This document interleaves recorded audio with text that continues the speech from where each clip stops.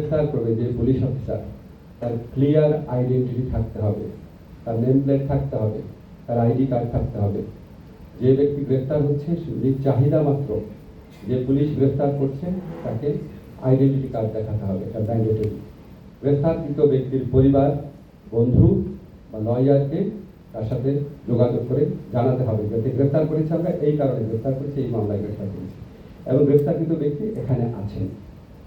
যত দ্রুত সম্ভব করতে হবে এবং কোনো অবস্থাতেই 12 ঘন্টার বেশি সময় নেওয়া যাবে না, এর মধ্যে জানাতেই হবে। গ্রেফতারকৃত ব্যক্তির শরীরে যদি কোনো আঘাতের চিহ্ন থাকে, গ্রেফতারকৃত ব্যক্তি যদি বলে আমি অসুস্থ বোধ করছি, অবশ্যই সাথে সাথে নিকটস্থ ডাক্তারের কাছে নিয়ে তাকে প্রাইমারি চিকিৎসা সুবিধা দিতে হবে। আমরা যারা নিহতরা আছেন, আমাদের যে কোমলমতি সন্তানরা প্রাণ হারিয়েছেন, যারা আহত আছেন, তাদের জন্য সকল ধর্মীয় প্রতিষ্ঠানে আগামীকাল দোয়া করা হবে। থার্ড যে সিদ্ধান্তটা নিয়েছি আমরা, সেটা হচ্ছে আপনারা জানেন যে এই মর্মান্তিক বিমান দুর্ঘটনাকালে দুজন শিক্ষিকা তারা অসামান্য আত্মত্যাগের পরিচয় দিয়ে স্কুলের সন্তানদেরকে রক্ষা করার চেষ্টা করেছেন। ওনাদেরকে উপযুক্ত রাষ্ট্রীয় সম্মাননা প্রদান করা হবে। এক্স্যাক্টলি কি করা হবে সেটা আমরা খুব দ্রুত সিদ্ধান্ত নিব। এটা হচ্ছে উত্তরার ঘটনার মর্মান্তিক বিমান দুর্ঘটনার প্রেক্ষিতে সিদ্ধান্ত। আইনগত একটা অত্যন্ত গুরুত্বপূর্ণ পরিবর্তন করা হয়েছে। আপনারা জানেন ইতিপূর্বে আমরা সিপিসি বা দেওয়ানি কার্যবিধির পরিবর্তন করেছিলাম, সংশোধন করেছিলাম। আজকে আমরা সিআরপিসি বা ফৌজদারি কার্যবিধি সংশোধন করেছি, অ্যামেন্ডমেন্ট করেছি।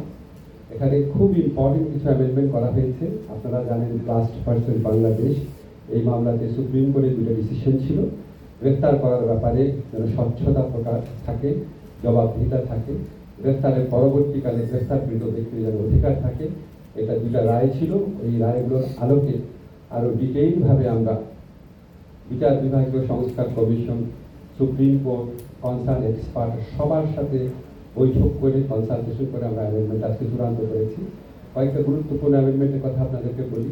একটা হচ্ছে এখন থেকে এই অ্যামেন্ডমেন্টটা কার্যকর হওয়ার পর থেকে যে গ্রেফতার করবে যে পুলিশ অফিসার, তার ক্লিয়ার আইডেন্টিটি থাকতে হবে, তার নেম প্লেট থাকতে হবে, তার আইডি কার্ড থাকতে হবে। যে ব্যক্তি গ্রেফতার হচ্ছে নিজ চাহিদা মাত্র যে পুলিশ গ্রেফতার করছে তাকে আইডেন্টিটি কার্ড দেখাতে হবে, এটা ম্যান্ডেটরি। এরপর হচ্ছে তাকে যখন থানায় নিয়ে আসা হবে, যত দ্রুত সম্ভব গ্রেফতারকৃত ব্যক্তির পরিবার, বন্ধু বা লয়ারকে তার সাথে যোগাযোগ করে জানাতে হবে যাতে গ্রেফতার করেছে, আমরা এই কারণে গ্রেফতার করেছি, এই মামলায় গ্রেফতার করেছি এবং গ্রেফতারকৃত ব্যক্তি এখানে আছেন।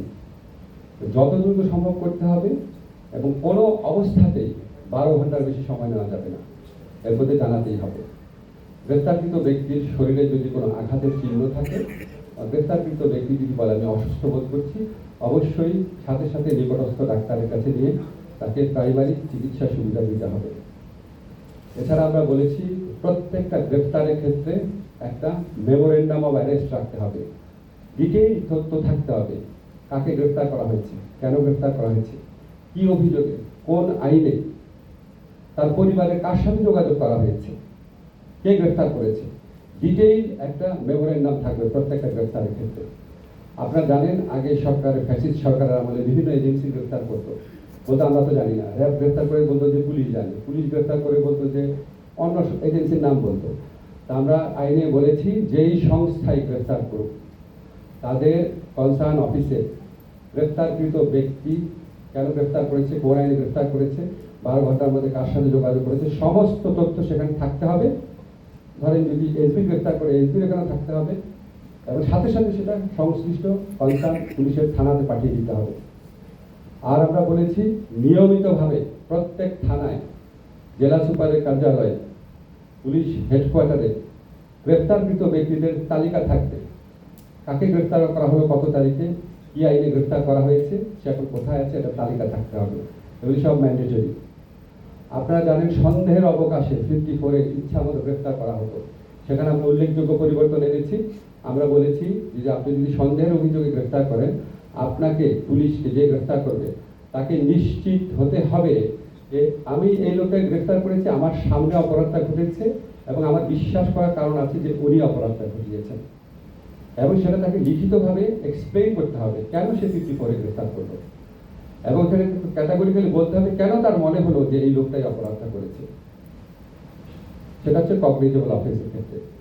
ইউএফটি ফার্স্টের সাথে ট্রেড করুন যে কোনো জায়গা থেকে, ক্যাম্পাসে ক্লাসের ফাঁকে, ঢাকার জ্যামে বসে কিংবা ঘরে বসে। ট্রেডিং এখন হাতের মুঠোয়, তাই ট্রেড করুন যখন খুশি যেখানে খুশি।